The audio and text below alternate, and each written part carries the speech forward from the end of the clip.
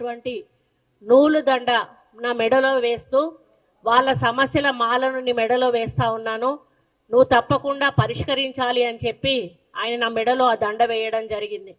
ఆ దండ వేసేటప్పుడు కూడా నేను చూశాను ఎన్ని కలర్లు ఉన్నాయి అని అంటే 2 కలర్లు దండక ఉన్నాయి, 3వ కలరు తెల్ల కలరు కింద వేలాడబెట్టున్నది. ఎందుకంటే 2 కలర్లు వేస్తే అది బీజేపీ జెండా అవుతుంది అనేటువంటి ఆలోచనతోటి నేను వేయించుకోవద్దు అనుకున్నా.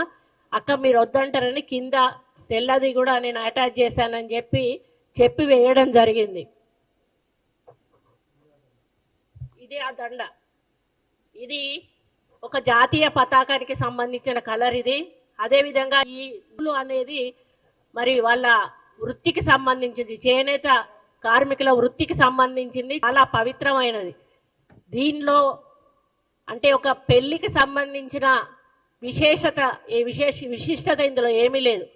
ఇది ఈ నూలు అనేది లేకపోతే ఈరోజు మన మానాలు అనేటివి ఉండేటివి కావు.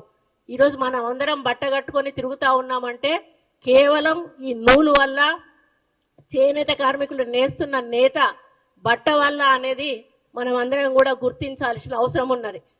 నా బాధ ఏంటంటే ఒక మహిళగా నన్ను చాలా అసహ్యంగా ఈ విధంగా పోస్ట్ పెట్టి సోషల్ మీడియాలో చాలా దురదృష్టకరమైన, చాలా ఇబ్బందికరమైన పోస్ట్ పెట్టి ఈ ఫోటోను పెట్టి వీళ్ళకు షాదీ ముబారక్ ఎవరిచ్చారు అని చెప్పి ఒక అక్రమమైన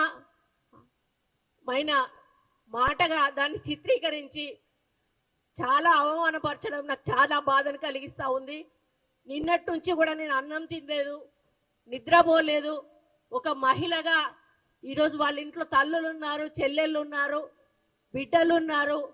టీఆర్ఎస్ వాళ్ళందరూ కూడా ఈరోజు కొంత గ్యాంగ్ను ఏర్పాటు చేసుకొని ఈరోజు వాళ్ళ అధికారం పోయిన పిచ్చిలో ఏం చేస్తున్నారో అర్థం కాకుండా ఒకసారి సీతక్క మీద ట్రోలింగ్ చేశారు, ఒక గిరిజన మహిళను పెట్టుకొని పొన్నం ప్రభాకర్ తోటి, ఇంకోసారి మేయర్ విజయలక్ష్మి గారిని ట్రోల్ చేశారు అక్కడ బోనాల పండుగ దగ్గర.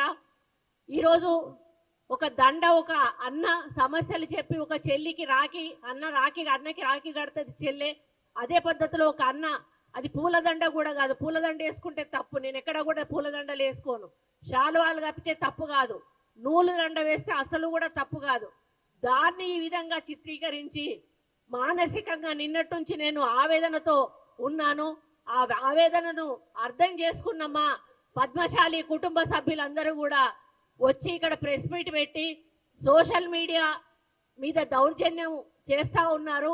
అటువంటి సోషల్ మీడియాను నిరసిస్తూ ఒక ప్రజాస్వామ్య పద్ధతిలో వాళ్ళెళ్ళి టీఆర్ఎస్ భవన్ ముందు social media, BRS social media అని దహనం చేస్తూ ఉంటే రాక్షసుల్లాగా లోపల నుంచి వచ్చి తిరిగి మా వ్యక్తుల మీదనే దండయాత్ర చేశారు. మా వాళ్ళు లోపలికి వెళ్ళలేదు, కేవలం రోడ్డు మీద బయట చేస్తున్న కార్యక్రమాన్ని వాళ్ళు వచ్చి మీద పడి కొట్టడం జరిగింది.